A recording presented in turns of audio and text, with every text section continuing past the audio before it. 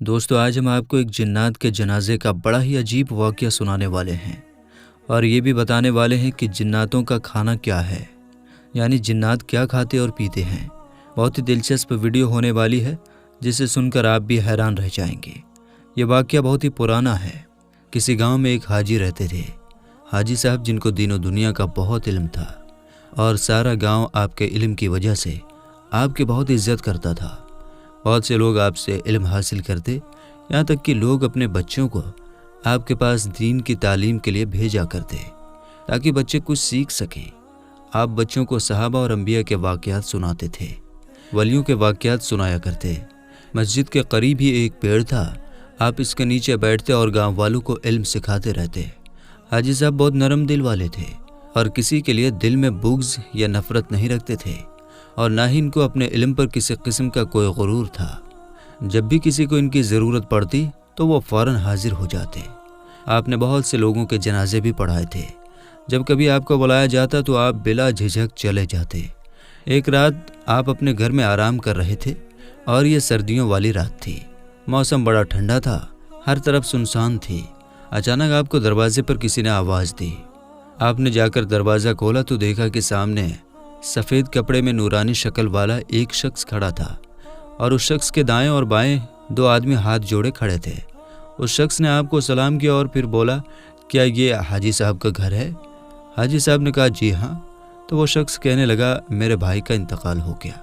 میرا بھائی آپ کی بہت زیادہ عزت کرتا تھا، اس کی یہ آخری خواہش تھی کہ آپ ہی اس کا جنازہ پڑھائیں، اس لیے ہم آپ کو لینے آئے ہیں۔ برائے کرم آپ ہمارے ساتھ چلیں اور میرے بھائی کا جنازہ پڑھا دیں۔ ہم سب تیاریاں کر چکے ہیں، بس آپ کا ہی انتظار ہے۔ پتہ نہیں کیوں حاجی صاحب کو اس شخص کو دیکھ کر بڑا ہی عجیب محسوس ہو رہا تھا۔ وہ شخص بنا آنکھ جھپکے آپ کو دیکھ رہا تھا، اور اس کے ساتھ کھڑے ساتھی بھی اسی طرح بنا کچھ بولے آپ کو دیکھے جا رہے تھے۔ حاجی صاحب نے پوچھا، کیا میں آپ کے بھائی کو جانتا ہوں؟ اس نے جواب دیا، نہیں، میرا بھائی تو آپ کے پرانے گھر میں آیا کرتا تھا، لیکن آپ اسے نہیں جانتے۔ حاجی صاحب نے سر ہلایا اور کہا، آپ لوگ تھوڑی دیر رکیں، میں کپڑے بدل کر آتا ہوں۔ کچھ دیر کے بعد حاجی صاحب باہر آئے اور اس شخص کو چلنے کے لیے کہا۔ رات کافی گہری تھی، ہر طرف سنسان تھا، لیکن کیونکہ آپ پہلے بھی راتوں کو جنازہ پڑھا چکے تھے اس لیے آپ کو کوئی بھی پریشانی نہیں ہو رہی تھی۔ وہ تینوں بندے آگے چل رہے تھے اور آپ ان کے پیچھے چل رہے تھے، لیکن تینوں کے چلنے کی رفتار بہت زیادہ تیز تھی۔ چلتے چلتے وہ لوگ گاؤں سے باہر نکل گئے اور پھر ان کو اسی طرح چلتے چلتے 1 گھنٹہ گزر گیا۔ حاجی صاحب کو اب گھبراہٹ محسوس ہونے لگی، کیونکہ وہ تینوں جس طرف بھی جا رہے تھے ادھر کھنڈر ہی کھنڈر نظر آ رہا تھا، ادھر کوئی بھی نہیں جا سکتا تھا۔ حاجی صاحب ان سے بولے، مجھے لگتا ہے آپ یہاں پر نئے ہیں، آپ کو راستوں کا پتہ نہیں ہے۔ آپ مجھے بتا دیں کہ آپ کو جانا کہاں ہے، کیونکہ آپ جس جگہ پر جا رہے ہیں وہ جگہ کھنڈر ہے۔ تو پہلے والا شخص رکا اور بولا، اے آدم زاد، تم فکر مت کرو، ہم بالکل ٹھیک جگہ جا رہے ہیں۔ حاجی صاحب ان کی باتوں کو سن کر ڈر گئے اور سوچنے لگے کہ اس شخص نے مجھے آدم زاد کیوں بلایا؟ یہ مجھے میرے پرانے گھر تو جانتا ہے، لیکن اس وقت تو میرے گھر میں کوئی بھی نہ ہوتا تھا۔ یہ بات پتہ نہیں اس شخص نے کیسے سن لی۔ تو وہ کہنے لگا، دیکھیے، یہ میرے بھائی کی خواہش تھی، اور میں آپ کو بتا دوں، ہم مسلمان جن ہیں، آپ بالکل بے فکر رہیں، ہم آپ کو کوئی نقصان نہیں پہنچائیں گے۔ آپ بس میرے بھائی کا جنازہ پڑھا دیں۔ بس یہ سننا تھا کہ حاجی صاحب کے ہوش اڑ گئے۔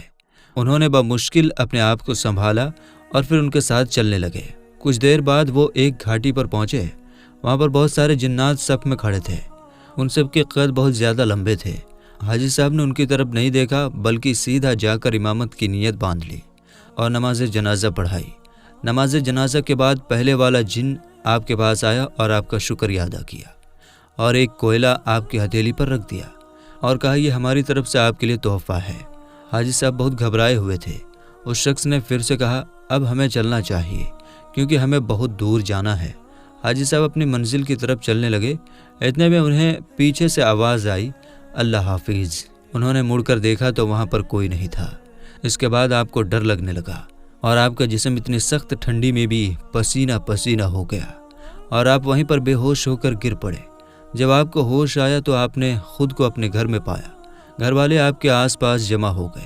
ان کی بیوی نے بتایا کہ آپ دروازے پر بے ہوش ہو گئے تھے، تو ہم آپ کو اندر لے آئے۔ آپ 3 دن سے بے ہوش ہیں اور سخت بخار کی حالت میں ہیں۔ حاجی صاحب بہت حیران ہوئے اور سوچا میں تو اسی جگہ پر بے ہوش ہو کر گر گیا تھا، تو میں گھر کیسے پہنچا؟ اور پھر سارا ماجرا اپنے گھر والوں کو بتا دیا۔ سب گھر والے اس واقعے سے بہت زیادہ حیران ہوئے۔ اگلے دن حاجی صاحب کو وہ کوئلہ یاد آیا۔ انہوں نے جیب سے کوئلہ نکالنے کے لیے جیسے ہی ہاتھ ڈالا تو ہاتھ میں ہیرا آ گیا۔ انہوں نے اللہ تعالیٰ کا شکر ادا کیا کہ وہ صحیح سلامت اپنے گھر پہنچ گئے اور شکرانے کے نوافل بھی ادا کیے۔ یہ واقعہ حاجی صاحب اپنی ساری زندگی کبھی نہیں بھولے۔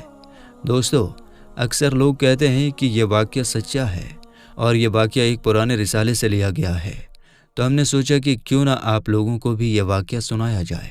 تو میرے دوستو، اب آئیے جانتے ہیں کہ جنات کیا کھاتے ہیں، یعنی جنات کی خوراک کیا ہے۔ دوستو، جس طرح سے انسانوں کو کھانے پینے کی ضرورت پڑتی ہے اور انسانوں کے جو جانور ہیں ان کو بھی چارے کی ضرورت پڑتی ہے، اسی طرح سے جنات کو بھی کھانے پینے کی ضرورت پڑتی ہے، خوراک کی ضرورت پڑتی ہے، اور ان کے جانوروں کو بھی چارے کی ضرورت پڑتی ہے۔ تو میرے دوستو، آج ہم قرآن و حدیث کی روشنی میں آپ کو بتائیں گے کہ جنات کی خوراک کیا ہے۔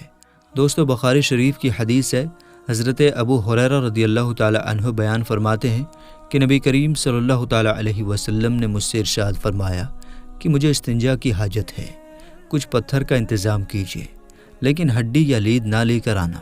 تو حضرت ابو ہریرہ رضی اللہ تعالی عنہ بیان فرماتے ہیں کہ میں نے چند پتھر اکٹھا کیے اور پیارے آقا صلی اللہ تعالی علیہ وسلم کی بارگاہ میں پیش کر دیا۔ جب نبی کریم صلی اللہ تعالی علیہ وسلم استنجا سے فارغ ہو گئے تو میں نے پیارے آقا صلی اللہ تعالی علیہ وسلم سے عرض کیا کہ حضور، آپ نے ہڈی اور لید لانے سے منع کیوں فرمایا؟ اس میں کیا حکمت ہے؟ اس کی وجہ کیا ہے؟ تو پیارے آقا صلی اللہ تعالی علیہ وسلم نے ارشاد فرمایا کہ ہڈی میں اور لید میں جناتوں کی غذا ہے، یعنی جو ہڈی ہم کھا کر پھینک دیتے ہیں اور جو جانور گوبر یا لید کرتے ہیں اس میں جناتوں کی غذا ہے۔